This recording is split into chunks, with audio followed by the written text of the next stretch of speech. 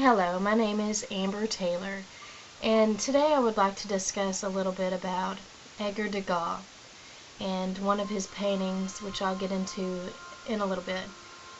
So Edgar Degas was a famous French artist, and he was known for his work in painting, sculpting, printmaking, drawing, photography.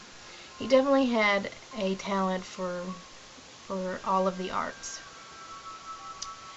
So Degas was regarded as one of the founders of the Impressionists, which Degas really rebelled against this, and he would have rather been called a realist. So in Degas' early career, his ambition was to be a history painter, but in his early 30s, he became a classical painter of modern life.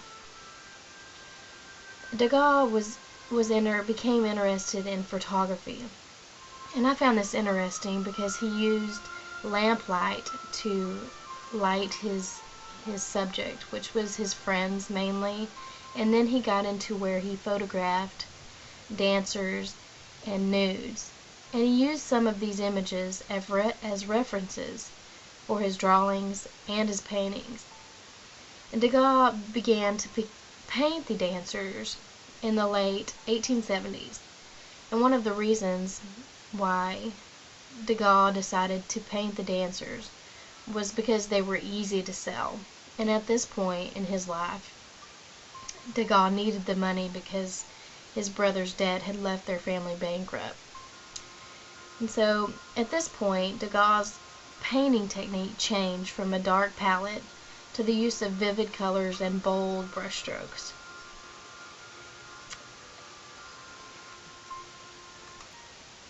So here's the painting that I would like to discuss today. The title is The Dance Class 2.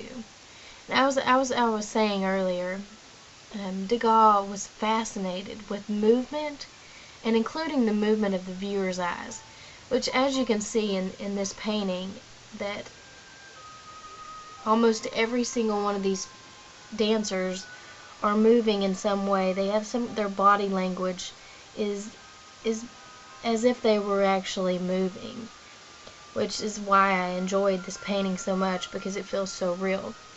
So Degas himself explained that in art, nothing should look like chance, not even movement. So let me say that again. In art, nothing should look like chance, not even movement. And that, that was one of my favorite things, was that everything in this painting just looks as if they were really moving.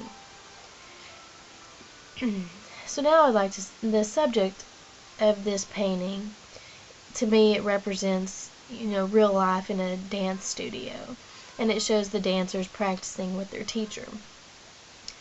The composition that Degas chose to use was a form of asymmetrical balance, which occurs when several smaller items are on one side, and then they're balanced by a larger item, which over here is a large item of the dancers, and then it gets into smaller items, but it all balances out throughout here.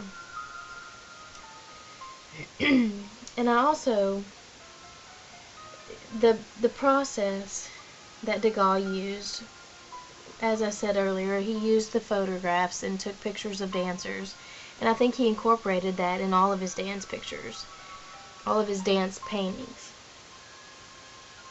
So Degas also used the use of lines to draw your eye in, which, right here it draws your eye into the building, into the room, and this is a straight line which draws your eye into each of these dancers. And then you also have the lines of the mirror, which leads you outside to think of what is beyond that point.